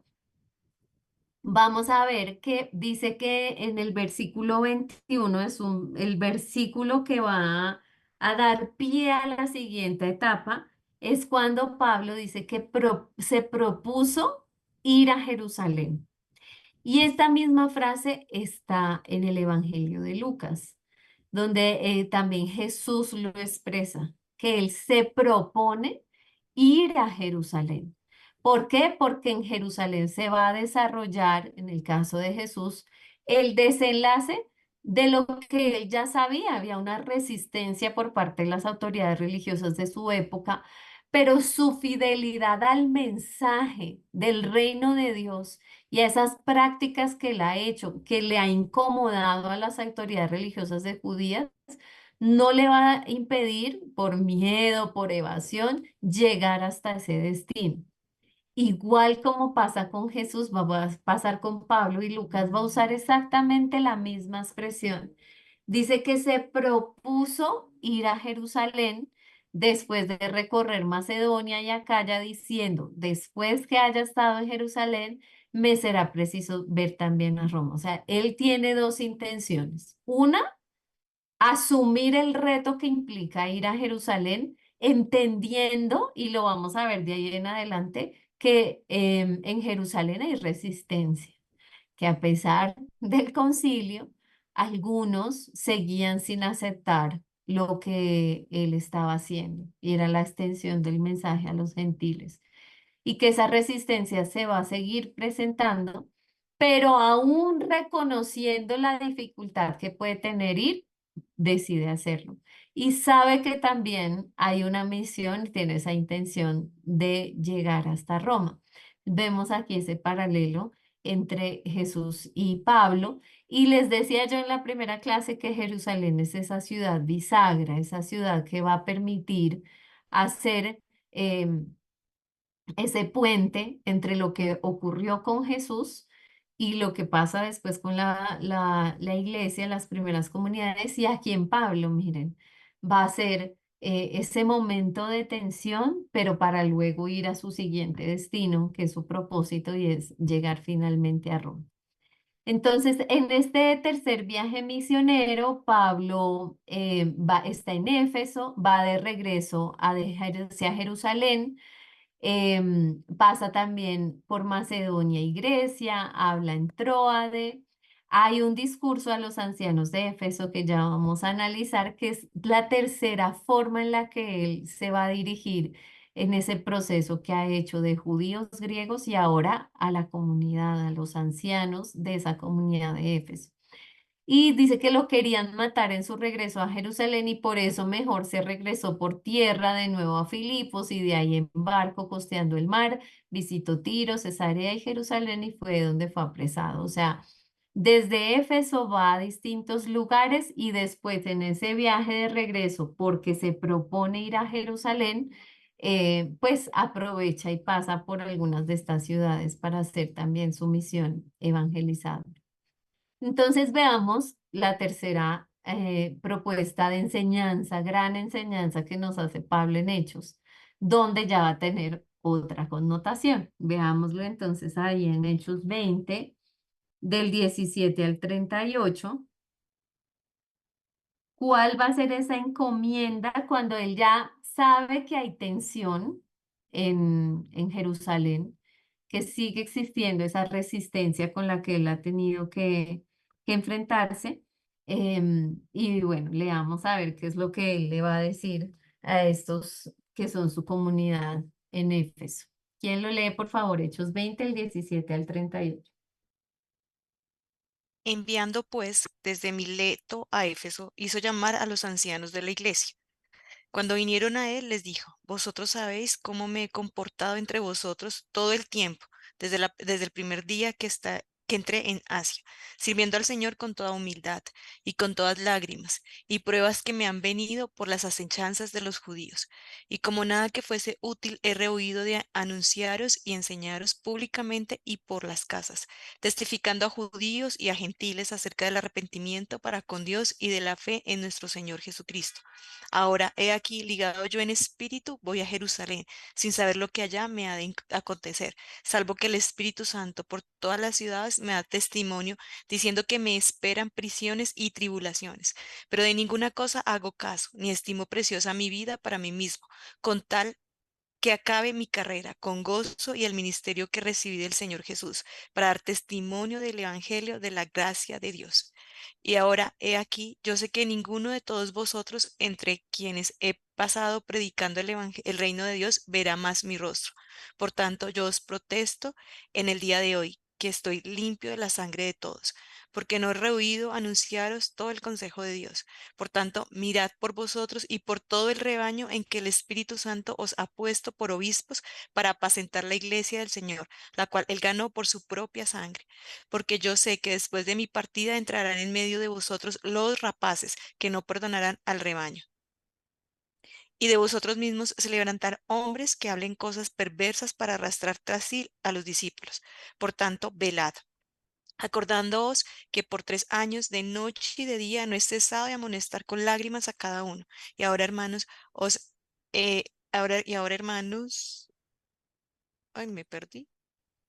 Y ahora, hermanos, os encomiendo a Dios y a la palabra de su gracia, que tiene poder para sobreedificaros y daros herencia con todos los santificados. Ni plata, ni oro, ni vestido, ni de nadie he codiciado. Antes vosotros sabéis que para lo que me es necesario, a mí y a los que están conmigo, estas manos me han servido. En todo os he enseñado que trabajando así se debe ayudar a los necesitados, y recordar las palabras del Señor Jesús, que dijo: más bienaventurado es dar que recibir. Cuando hubo dicho estas cosas, se puso de rodillas y oró con todos ellos. Entonces hubo un gran llanto de todos, y echándose al cuello de Pablo le besaban, doliéndose en gran manera por la palabra que dijo, de que no verán más su rostro, y le acompañaron al barco. Ujú. Gracias, Lilian. ¿Qué vemos, qué destacamos en este discurso que da a los ancianos en Éfeso? ¿Qué ven, qué diferencia en frente a lo que estamos viendo anteriormente con los judíos y los griegos? Carla. Gracias. Sí, mi consulta es que estaba mirando acá específicamente el inicio del tercer viaje y me quedó dando vuelta con el tema de Antioquía.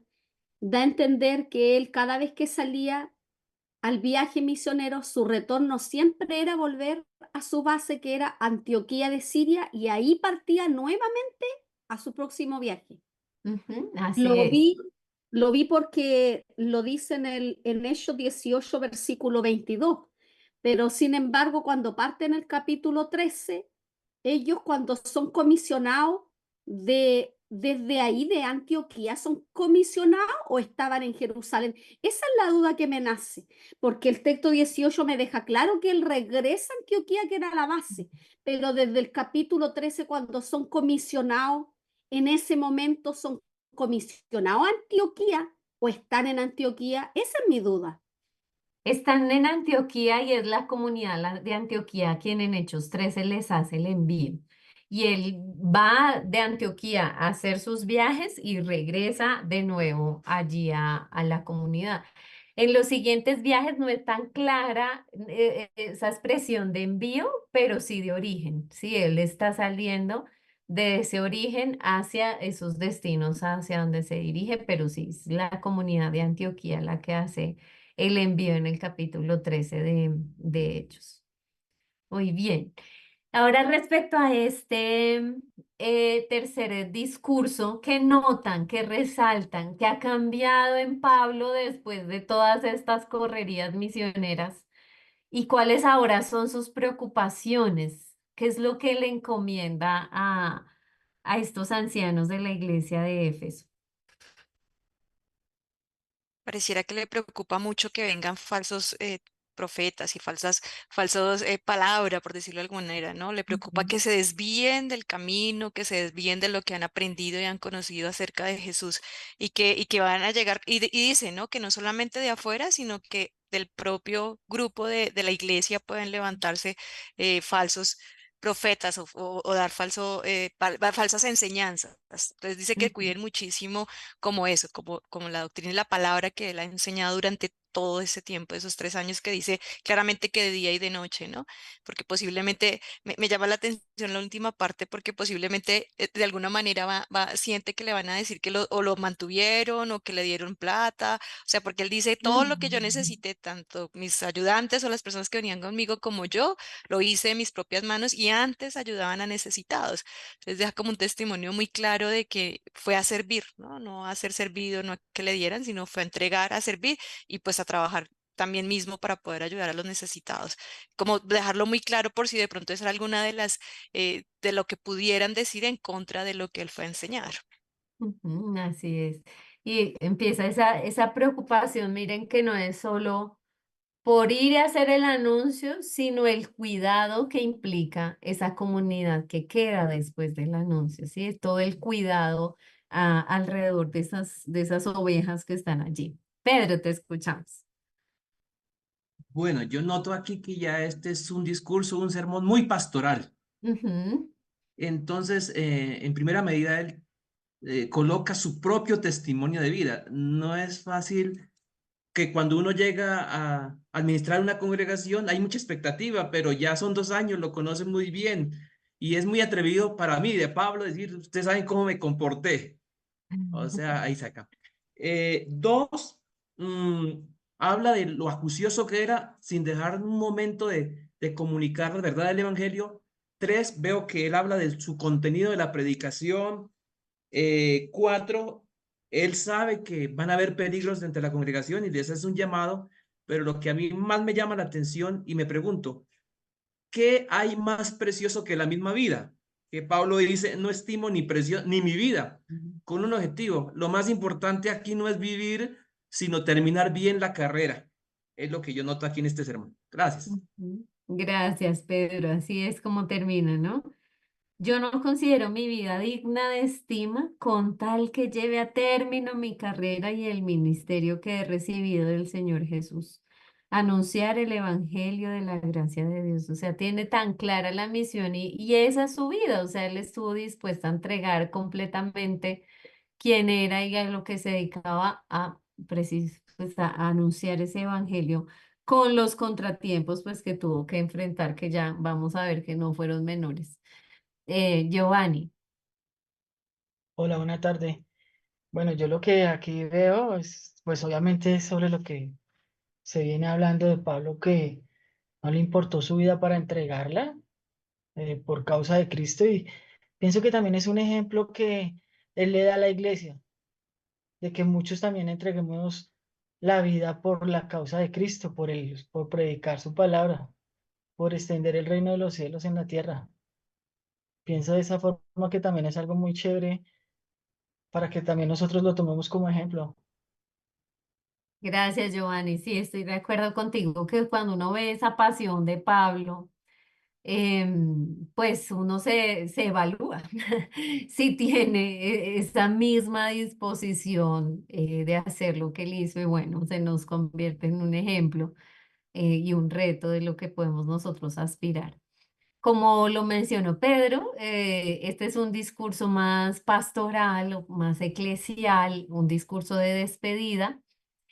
Y vemos que el pasado de Pablo, que vivió muchas pruebas, dificultades, dice lágrimas y aceptando acechanzas, sí, no omitió nada de todo lo que ha sido su historia de vida hasta ese momento que no ha sido fácil, su experiencia de conversión, su decisión de tener su fe en Jesús, todo como lo con lo que él cuenta hasta ese momento de lo que ha sido el pasado, pero también habla del presente, las pruebas como parte de la misión, ¿sí? De lo que él también ha tenido que vivir en ese momento que está ejerciendo ya el llamado. Dice que el Espíritu le guarda siempre como esa confianza en el Espíritu que le sostiene en medio de la dificultad.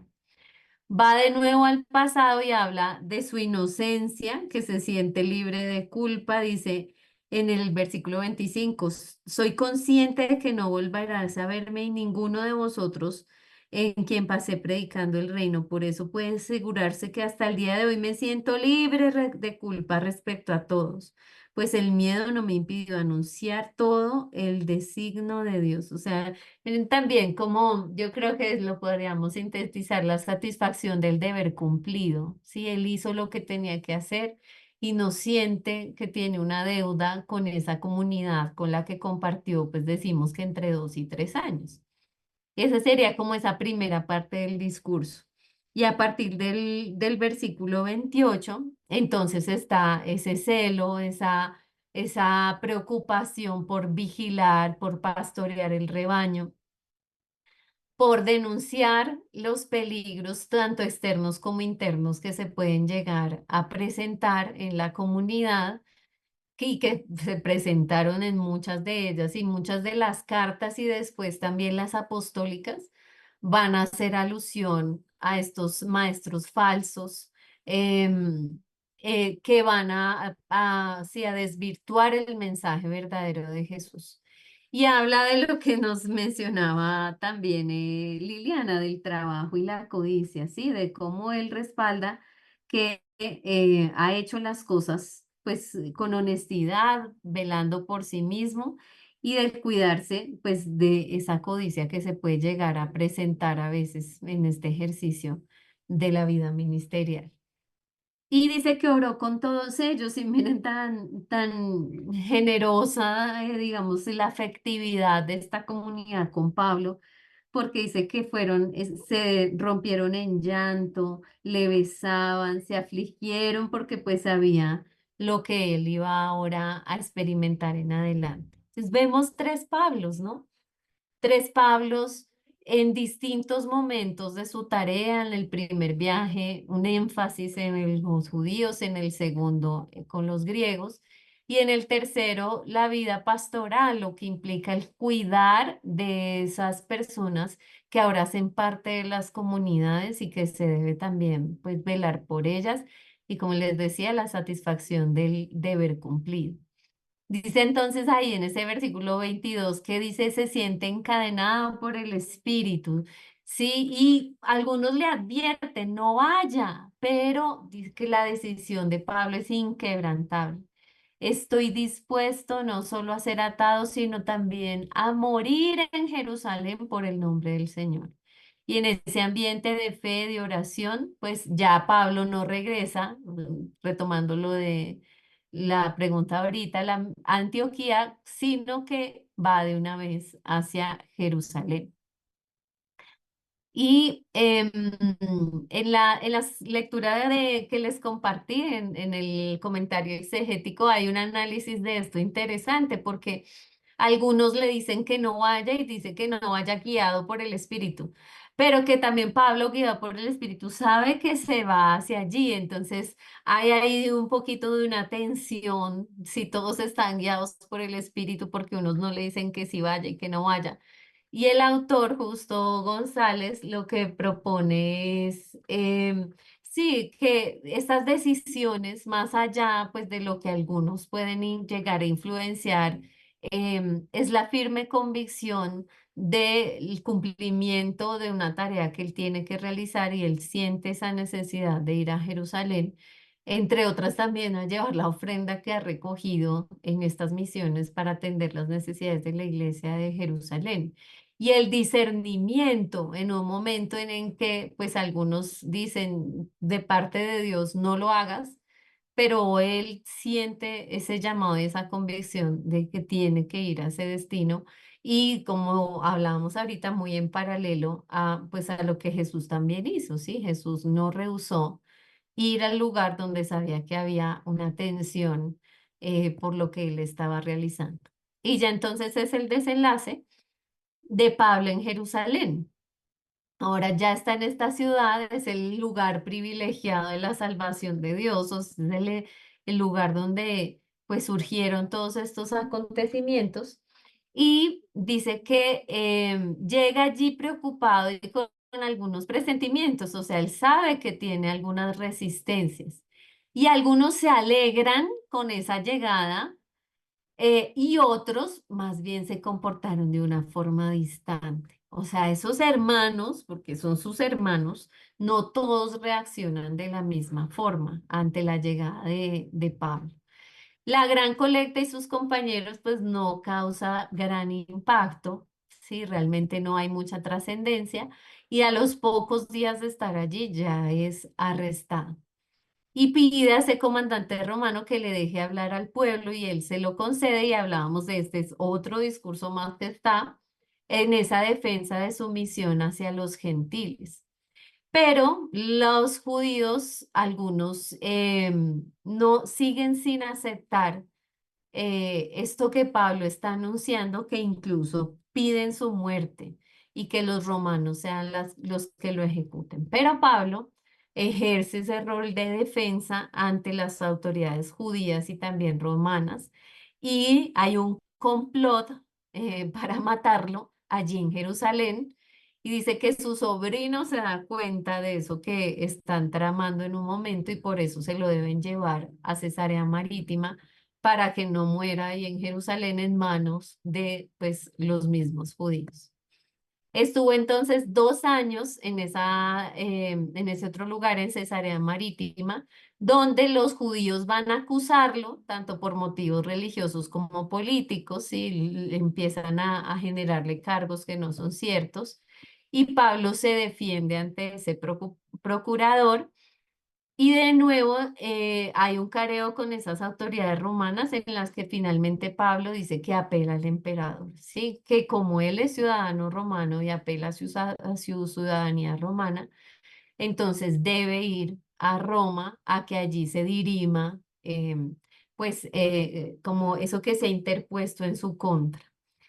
Y pues en un largo viaje que se narra en los capítulos 27 y 28, entonces llega finalmente a ese destino que él se había propuesto, ¿sí? El deseo de llegar finalmente a la ciudad de Jerusalén.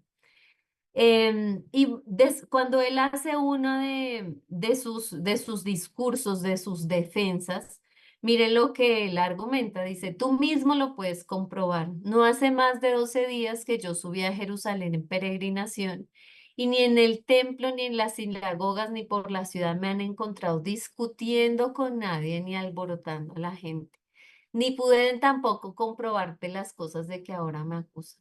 Al cabo de muchos años he venido a traer limosnas a los de mi nación y a presentar ofrendas. Y me encontraron realizando estas ofrendas en el templo después de haberme purificado y no entre tumulto de gente.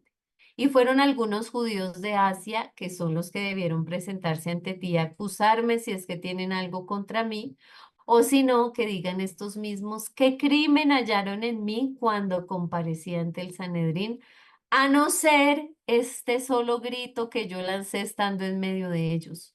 yo soy juzgado hoy por vosotros a causa de la resurrección de los muertos. O sea, todo el conflicto que hay con Pablo tiene que ver con su anuncio de la resurrección, con el insistir en esa experiencia de encuentro con Jesús como Mesías y de anunciar la resurrección, que para algunos iba a ser aceptada, pero para otros no.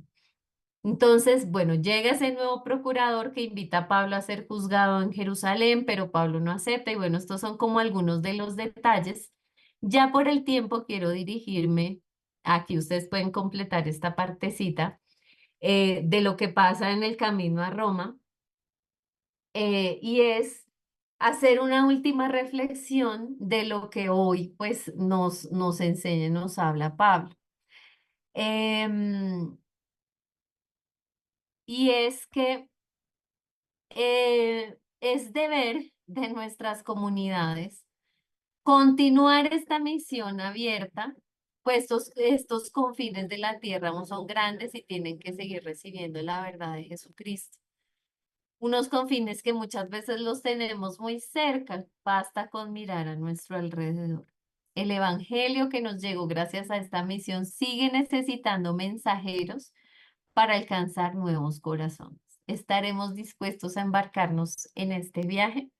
Creo que en cada una de las sesiones hemos ido intentando tener algunos retos. El primer reto que se propuso pues en la clase 2 fue el reto de la vida en comunidad, de lo que implicaba esa fraternidad, los grupos pequeños, el sentir al otro hermano, y en eso pues propusimos como un cuestionamiento y un desafío de cómo experimentamos esa cercanía con los otros. Hace 8 días, pues lo que implicó para nosotros el cuestionar esa apertura hacia los gentiles y lo que el concilio significó en esa necesidad de mantenerse fieles a sus creencias, pero tampoco desconocer la necesidad de abrirse a las necesidades que en ese momento se presentaron, que era el mensaje a los gentiles. Y hoy, pues Pablo se convierte en todo un ejemplo en este recorrido de sus 3 viajes, más lo que implicó todo su tiempo en prisión y su encarcelamiento, el ser juzgado por sus hermanos judíos y todo este proceso que vive, para también, como ahora Giovanni nos hacía pensar, bueno, y nosotros qué tan dispuestos también estamos de darlo todo, de embarcarnos en este viaje, de entregar la vida por el anuncio de ese mensaje de la salvación. Entonces, con esto quisiera concluir. No sé si quieren comentar algo por aquí en el chat. Había una pregunta sobre la limosna y la ofrenda. Es lo mismo, realmente son las distintas formas en las que se traduce esa misma expresión, pero pues no hay una diferencia sustancial en esos términos. Pedro quiere compartir algo, te escuchamos. No solo una inquietud, porque al principio vimos que la iglesia vivía en comunión, compartía del pan, vendían sus propiedades. ¿En qué momento la iglesia en Jerusalén, la iglesia local allá, llegó a ese extremo de escasez, de pobreza, que hubo la necesidad de que otras iglesias contribuyeran para satisfacer esta necesidad? Pero siempre la iglesia estuvo bajo la opresión del imperio. Los impuestos y esos desgastes que siempre han existido, pues hacían que vivieran estas situaciones en las que pues se requería como de la asistencia de otros. E incluso, mira, cuando no, o sea, al principio el compartir no era porque todos pudieran tener todo satisfechos, sino porque precisamente habían necesidades. Sí, entonces esas necesidades que siempre existieron les invitaron a esa generosidad que nos planteaban en el capítulo 4 y 5 cuando se habla de esas personas que generosamente hacían esos aportes. Pero como también dice, pobres siempre habrán entre ustedes. O sea, pobres siempre vamos a tener y siempre va a haber esa necesidad de atender a los más vulnerables. Flor y Eduardo. Bueno, sí, buenas tardes. Realmente es, como decía esta mañana, es desafiante, ¿no? Todo lo que aprendemos y tal vez recordamos, son cosas que hemos leído desde que hemos conocido el Evangelio. Hemos leído, ¿no? Todas estas historias una y tres veces, pero cuando nos ponemos a reflexionar encontramos nuevas cosas y desafíos también para nuestra vida. El día de ayer, no, ¿qué día es? 8 de agosto aquí en Bolivia, recordamos un hecho muy importante que creo que también es el mundo entero, casi todo el mundo lo conoce, que es el hecho de los mártires de Mercamaya, cuando aquí en Bolivia hemos tenido en 1949, un 8 de agosto, este martirio que han recibido estos 8 hermanos, son los conocidos, pero son más los que posteriormente han muerto, cuando al estarse celebrando después de una convención, las primeras, le estoy hablando de 1949 aquí en Bolivia, está sucediendo esta convención y dicen, tenemos que ir a Mercamaya, que es una localidad que está en otro departamento. Yo estoy en Oruro y esto es en Potosí, al norte de Potosí, donde eran los inicios del Evangelio aquí en Bolivia, ¿no? Entonces decide la Iglesia Bautista ir a este lugar y dicen los hermanos, pero es peligroso. El sacerdote de allá está incitando a los comunarios a no aceptar el Evangelio. Pero aún así, el presidente de la Unión Bautista Boliviana, el pastor de la primera iglesia bautista y de aquí de Bolivia también va, y otros más acompañan en esta comitiva a hacer un trabajo de evangelismo y todo aquello a solicitud de los primeros hermanos que estaban en aquella localidad, igual que el caso de Pablo, ¿no? Dice, no, no vayan, es peligroso, por ahora no, oraremos un poquito más, pero ellos dicen, no, los hermanos nos han invitado, tenemos que ir. Llegan allá y en pleno culto, los incitados, obviamente por el sacerdote de la población allá, los martirizan, ¿no? Los matan con picotas, palas. Uno de ellos, por ejemplo, uno de los hermanos, que apellidaba Guerrero, había sido ex boxeador cuando era joven, había sido boxeador. Al convertirse al evangelio estaba sirviendo como diácono de la iglesia y líder. Entonces dice, trataba de defenderse, pero no podía defenderse, y como se habían dado cuenta que él tenía fuerza en los brazos, con palas le habían cortado, o con hachas, creo, totalmente los brazos, ¿no? Y bueno, y así murieron todos estos hermanos. Cada 8 de agosto nosotros tenemos un culto de acción de gracias, recordando este hecho, y meditamos un poco en lo que son las misiones, ¿no? Qué difícil es hacer misión. Es fácil predicar, pararse, hacer un discurso, pero ir hacia un lugar donde todavía no conocen el Evangelio y tienen otras prácticas, es bien complicado, ¿no? Entonces hemos recordado ese hecho y estaba yo pensando durante la clase y analizando esto de los viajes y este último donde Pablo llora, donde los demás no quieren que vayan, pero va y al final se ponen a llorar todos juntos. Estaba recordando este hecho y realmente es un desafío muy grande el que nosotros tenemos como iglesia. Hay veces estos hechos los olvidamos, pero es bueno recordarlos y desafiarnos a nosotros mismos realmente qué estamos haciendo, ¿no? Hay veces estamos encerrados en las cuatro paredes del templo, evidentemente estamos adorando a Dios, estamos bendiciendo su nombre y salimos un rato a repartir folletos o la marcha de la Biblia, ¿no? Hacemos estas actividades, pero ¿qué más puedo hacer yo? O sea, realmente es un desafío que me puse a pensar en este momento y creo que para cada uno de nosotros es lo mismo, especialmente como líderes o como pastores, siervos del Señor que somos. ¿Cuánto más podemos hacer? Muchos han ofrendado su vida. Tal vez no voy a ir y directamente lanzarme a ofrendar mi vida, pero si Dios quiere así, bueno, realmente seguir su voluntad y es un desafío. Yo le agradezco mucho por todas las reflexiones las enseñanzas que nos da, quizás no podemos participar mucho, pero estamos escuchando atentamente y estamos reflexionando. Muchas gracias. Gracias a ti, Flor, por compartirnos esos testimonios de otros que han vivido una experiencia así. Y finalmente, Eduardo.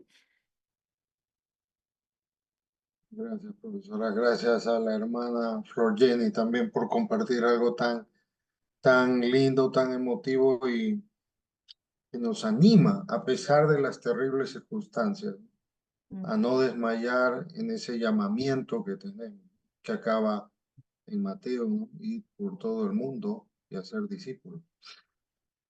Solamente respondiendo a Pedro, o aumentando, no respondiendo, perdón, aumentando, es que para esa época también Jerusalén ya y todo Israel estaba desarmado, ¿no? Porque ya el templo se había destruido, los judíos habían sido lanzados en una diáspora violenta, de forma tal que había una ruptura de las cadenas económicas en Israel. Entonces, los hermanos sufrían de eso, ¿no? Sufrían ese arresto económico ocasionado por los romanos. Y entonces había una pobreza mayor a la que existía en los tiempos de Jesús, porque estamos hablando ya de varios años después, ¿no? De la resurrección. Entonces, eso explicaba también el asunto por qué Pablo tuvo que ir con estas limosnas, como dice él mismo. La cosa en todo Israel era de muerte. La gente es descrita por algunos historiadores que morían de hambre. Los perros se lo comían en las calles. Entonces, ante esas figuras tan terribles, ¿no? Pablo viajó con este dinero, ¿no? Que es importante o fue importante, entiendo, para algunos hermanos, ¿no? Que habrán podido, digamos, solventar un poco esa pobreza tan grande, ¿no? Es eso, nada más. Así es, la opresión de un imperio siempre va a terminar empobreciendo a sus habitantes, así es. Bueno, Leticia, muchas gracias entonces. No, las gracias a usted y permítame tomarme un breve tiempo para agradecerle en nombre de las Sociedades Bíblicas Unidas.